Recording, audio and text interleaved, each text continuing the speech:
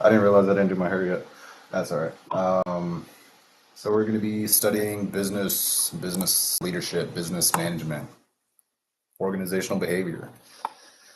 All right, what is a team and what makes a team effective? Teamwork has never been more important in organizations than it is today. Whether you work in a manufacturing environment and utilize self-directed work teams, or if you work in the knowledge economy and derive benefits from collaboration within a team structure, you are harnessing the power of a team.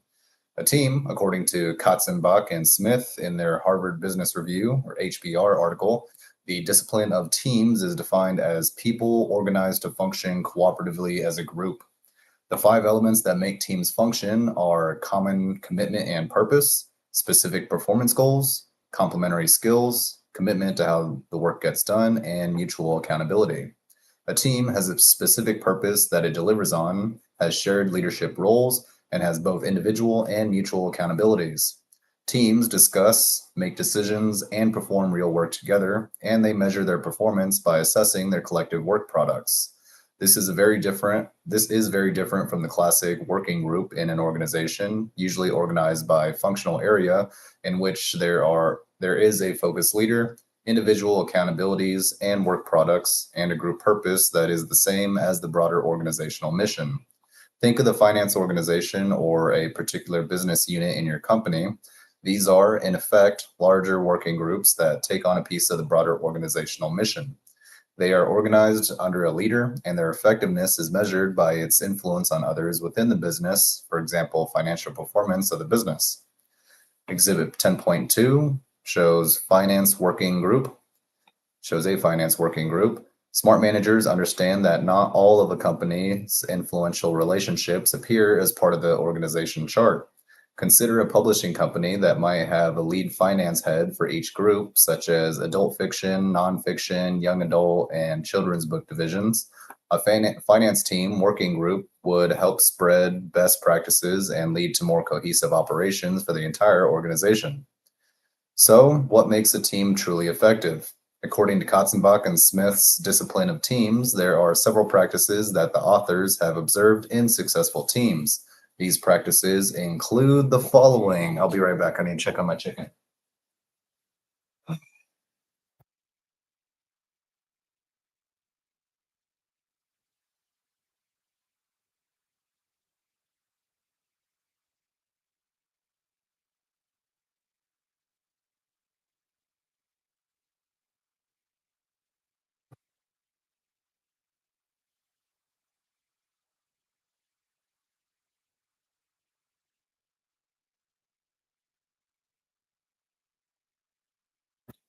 Couple more minutes.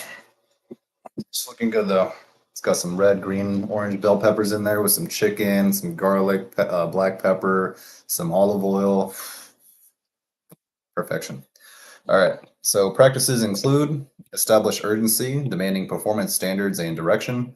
Teams work best when they have a compelling reason for being, and it is thus more likely that teams will be successful and live up to the performance expectations. We've all seen the teams that are brought together to address an important initiative for the company, but without clear direction and a truly compelling reason to exist, the team will lose momentum and wither. Select members for their skill and skill potential, not for their personality. This is not always as easy as it sounds for several reasons. First, most people would prefer to have those with good personalities and positive attitudes on their team in order to promote a pleasant work environment. This is fine, but make sure that those individuals have the skill sets needed or the potential to acquire/learn for their piece of the project. The second caveat here is that you don't always know what skills you need on a project until you really dig in to see what's going on. Spend some time up front thinking about the purpose of the project and the anticipated deliverables you will be producing, and think through the specific types of skills you will need on the team. Pay particular attention to the first meetings and actions. This is one way of saying that first impressions mean a lot, and it is just as important for teams as for individuals. Teams will interact with everyone from functional subject matter experts all the way to senior leadership, and the team must look competent and be perceived as competent. The team must look competent and be perceived as competent. Keeping an eye on your team's level of emotional intelligence is very important and will enhance your team's reputation and ability to navigate stakeholders within the organization. Set some clear rules of behavior. I've been through many meetings and team situations in which we have rushed through ground rules because they felt like they were obvious, and everyone always came up with the same list. It is so critical that the team takes the time up front to capture their own rules of the road in order to keep the team in check. Rules that address areas such as attendance, discussion, confidentiality, project approach, and conflict are key to keeping team members aligned and engaged appropriately. Set and seize upon a few immediate performance-oriented tasks and goals. What does this mean? Have some quick wins that make the team feel that they are really accomplishing something and working together well.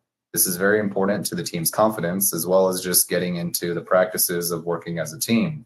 Success in the larger tasks will come soon enough, as the larger tasks are really just a group of smaller tasks that fit together to produce a larger deliverable. Challenge the group regularly with fresh facts and information. That is, continue to research and gather information to confirm or challenge what you know about your project. Don't assume that all of the facts are static and that you receive them at the beginning of the project. Often, you don't know what you don't know until you dig in. I think that the pace of change is so great in the world today that new information is always presenting itself and must be considered in the overall context of the project. All right, 1 second.